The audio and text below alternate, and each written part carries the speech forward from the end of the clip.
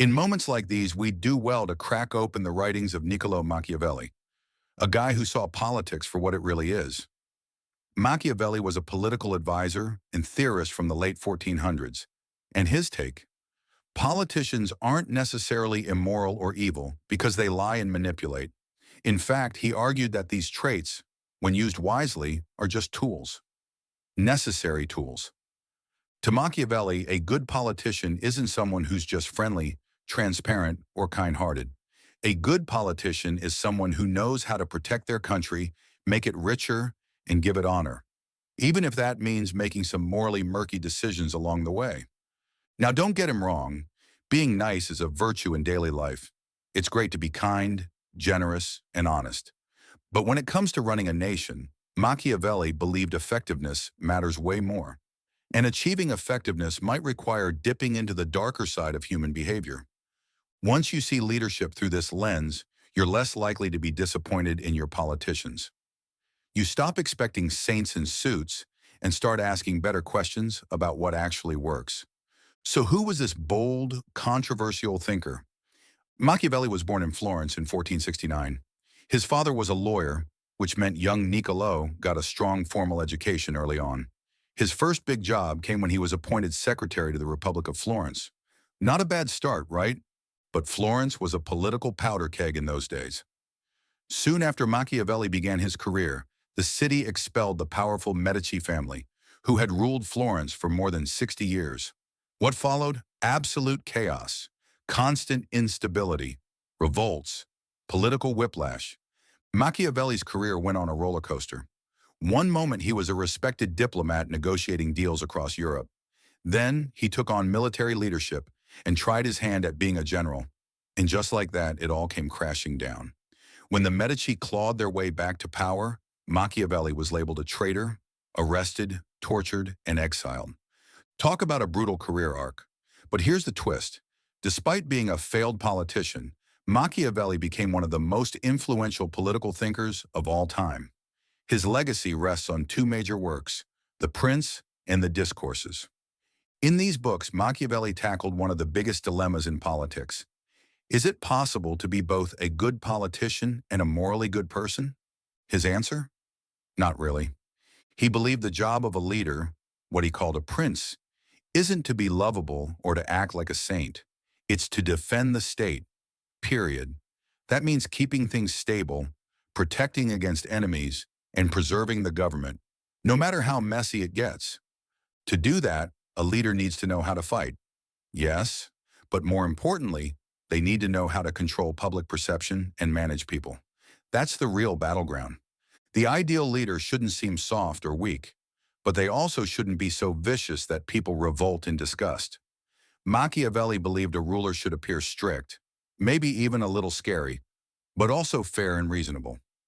Now comes one of Machiavelli's most famous questions. Is it better to be loved or feared?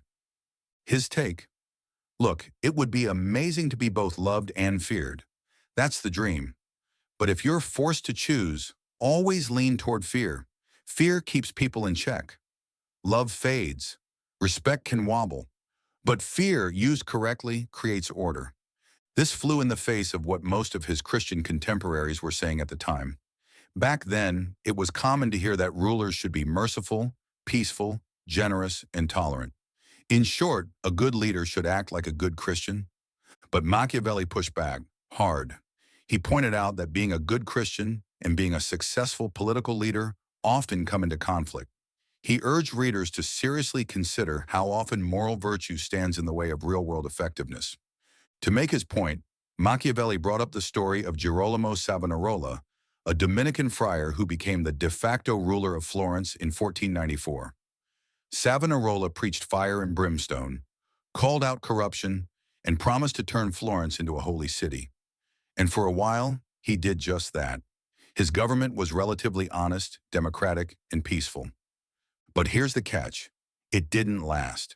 In Machiavelli's view, Savonarola's rule was doomed from the start because it was based on ideals, not power.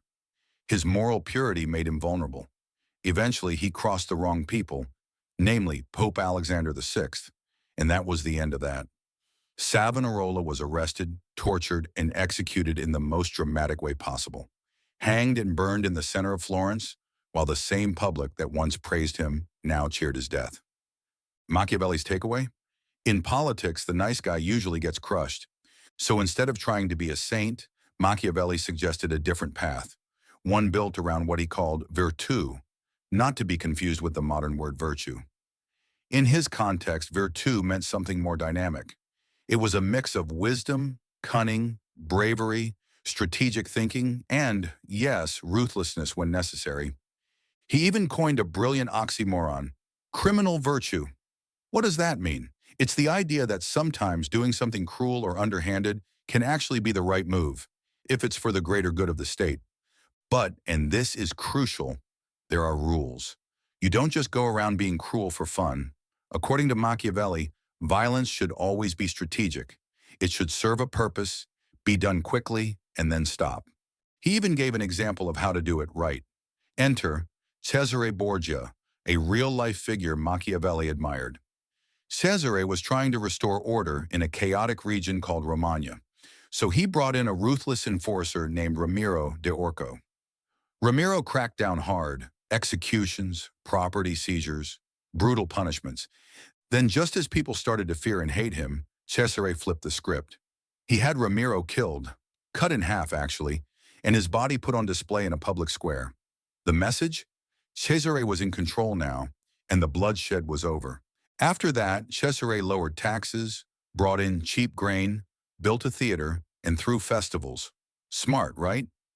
He knew how to balance cruelty with charm, and the people ended up loving him for it. Of course, not everyone was thrilled about Machiavelli's ideas, especially the church. The Catholic Church banned his work for nearly 200 years. Why? Because he made a bold and unforgivable claim for the time, that being a good Christian was not only unnecessary for leadership, it was actually a liability. That was a huge slap in the face to the dominant moral framework of the era. But here's the twist. Machiavelli wasn't necessarily anti-religion. He wasn't trying to destroy faith or convince people to be evil. He was just radically honest about the conflict between personal morality and public responsibility. He thought it was dangerous to pretend they could always align. Now, even if you're not religious or not interested in politics, Machiavelli still has something powerful to say. His insights go way beyond ruling empires or manipulating courts. What he really gives us is a framework for navigating reality, especially when things get messy. One of the most relevant ideas he explores is this. You can't be good at everything all the time. Not because you're lazy or unambitious, but because life forces you to make trade-offs. We don't always want to admit that, but Machiavelli brings it right to the surface. Every major decision, whether it's in politics, business, family, or relationships, comes down to choosing between conflicting values. Let's say you're running a company. You want to be kind to your employees, but the business is bleeding money. You either cut staff, reduce pay, or risk collapse. It's not a fun decision. It's not even a right decision, but it's a real one. And it's exactly the kind of dilemma Machiavelli wanted us to think about clearly. Or maybe you're in a relationship. You believe in honesty and openness, but you know that revealing certain truths could cause unnecessary pain or lead to conflict. Do you stay loyal to the ideal of total honesty, or do you protect the relationship with a selective silence? These are what Machiavelli would call ethical trade-offs. We like to package them as tough calls or gray areas, but Machiavelli wasn't afraid to name them for what they are. Sacrifices of one virtue in order to serve another. That's the real Machiavellian mindset, not evil or cruelty for its own sake, but a recognition that idealism without realism is a recipe for failure. It's why he constantly urged leaders, and by extension all of us, to work with the world as it is, not as we wish it were. Because let's face it, the world isn't always fair. People don't always reward kindness. Systems don't always favor the honest. And when the stakes are high, when power, survival, or even dignity is on the line, being the nice guy might actually be the worst move you can make. Now here's where things get really interesting. Machiavelli believed that most people are driven not by pure reason, but by emotion, self-interest, and fear. And if that's how people operate, then a leader, Anyone who wants influence has to know how to navigate those instincts. That's where manipulation, optics, and perception come into play. He wasn't saying you should lie. He was saying you might have to lie if truth puts the mission at risk. He wasn't saying you should be cruel, but sometimes mercy can be seen as weakness, and weakness invites chaos. It's a brutal view of the world, but it's also grounded. It forces us to ask, what actually works? That question is why Machiavelli is still read today. Whether you're leading a country, managing a team, or just trying to make better decisions in your life, that central tension between kindness and effectiveness never really goes away. And here's the part a lot of people miss. Machiavelli wasn't advocating chaos or cruelty as a rule. In fact, he warned against random acts of violence or deception. Why? Because they erode trust and ultimately make you vulnerable. He believed in calculated ruthlessness, using power decisively but strategically. Violence, in Machiavelli's view, should be like surgery, painful but purposeful. Not something you enjoy, but something you do quickly, precisely, and only when it's absolutely necessary to save the patient. And once it's done, you pivot, you rebuild. You regain people's trust by doing things that actually benefit them, lowering taxes, improving security, creating a sense of unity. That was the genius of someone like Cesare Borgia. He didn't just punish, he performed leadership. Now let's go back to that idea of virtù because it's one of the most misunderstood concepts in Machiavelli's work. It's not about being virtuous in the moral sense. It's more like adaptability plus strength plus timing. A person with virtù knows how to read a room. They know when to strike and when to step back. They have emotional control, strategic thinking, and an ability to shape circumstances in their favor. Virtù is about commanding your environment rather than being swept away by it. Machiavelli contrasts virtù with fortuna, his word for luck or fate. Fortuna represents all the chaos and unpredictability of life. Natural disasters, sudden betrayals, economic crashes, basically the stuff we can't control. He saw life as a constant battle between virtù and fortuna, and while fortuna might control half of our lives, virtù is what we use to master the other half. Imagine a river, wild, flooding, unpredictable. That's fortuna. You can't stop the river, but you can build levees, redirect the flow, and prepare your city. That's virtù. It's a powerful metaphor for leadership and for life in general. We're never fully in control, but we're not helpless either. So how does all this apply to us today? We're not princes or medieval generals. Most of us aren't making life or death decisions about states or empires, but the same rules still show up in our daily lives. If you're in business, you've probably had to choose between protecting someone's feelings and making a tough financial call. If you're raising kids, you know there are times when being strict and setting boundaries is more important than being the cool parent. If you've ever had to walk away from someone you loved for your own well-being, you've already lived out a version of Machiavelli's hard truths. In each case, the world demands trade-offs. It forces us to ask, what's the bigger mission? What's really at stake? And how far are we willing to go to protect what matters most? Machiavelli doesn't give us easy answers. In fact, he doesn't really give us answers at all. What he offers is clarity. He strips away the romanticism and shows us the terrain. He says, here's the battlefield. Here's how people really act. Now, what are you going to do? It's not comfortable, but it's real. And maybe that's the most valuable thing he gives us. A way to stop pretending and start thinking clearly about power, influence, leadership, and life. Machiavelli's big insight, the one that still echoes today, is that we often suffer not because life is cruel, but because our expectations are off. We expect politics to be moral. We expect love to be fair. We expect business to reward kindness. And when it doesn't, we feel betrayed. But Machiavelli flips that on its head. He says, no, this is the game. Learn the rules. And once you do, you're no longer a passive participant. You're in a position of power. You're not just reacting to life, you're designing your response to it. Now, this doesn't mean abandoning morality. Machiavelli's not saying, go be a sociopath. He's saying that blind morality, without any strategy or self-awareness, is naive, and that naivety can be dangerous for yourself, for the people who depend on you, even for the causes you claim to care about. One of the core lessons in The Prince is about the role of appearances. Machiavelli writes that it's more important to seem good than to actually be good, not because he wants you to be fake, but because perception drives behavior.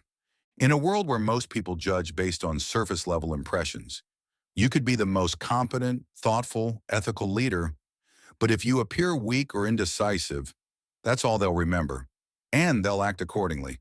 So does that mean you lie all the time?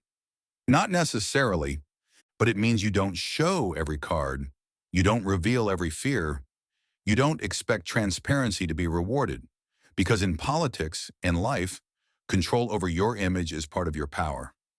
This is where Machiavelli's ideas get really relevant to modern leadership, especially in the age of social media, personal branding, and 24/7 visibility. You could be a CEO, a coach, a content creator, a parent, or a team lead.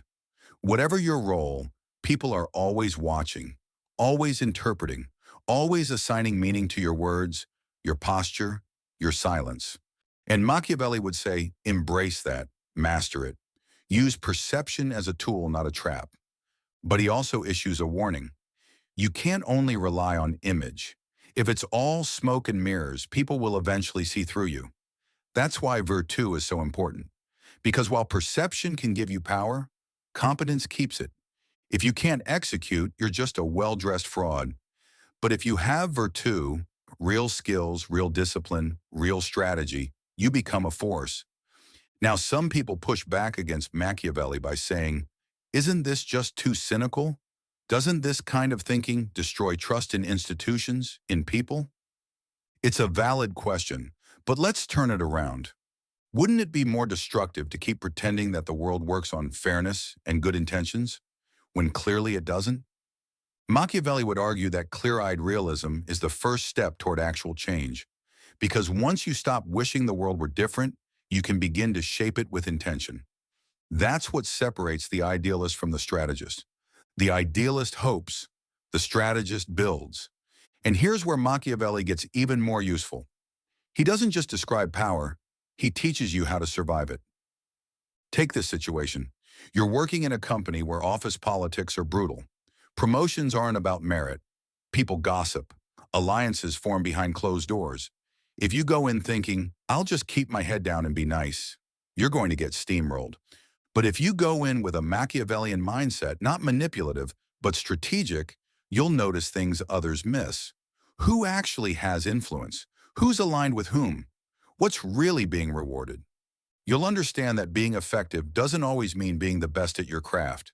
Sometimes it means knowing when to speak up and when to stay silent, when to push and when to let things slide. This is what Machiavelli meant when he said that rulers must learn not to be good, not because being bad is fun, but because rigid goodness can get you killed, politically or otherwise. It's about adaptability, the ability to operate in gray areas, the wisdom to understand when moral purity helps and when it hurts. Now, of course, that flexibility has to come with some kind of internal compass. Otherwise, you become the tyrant Machiavelli never actually recommended. Remember, he admired leaders who were effective, not monstrous. Cesare Borgia may have spilled blood, but then he rebuilt. He was harsh, but then he celebrated beauty, culture, and progress. That balance between toughness and vision is the mark of true virtue. So how do we apply that in our own lives?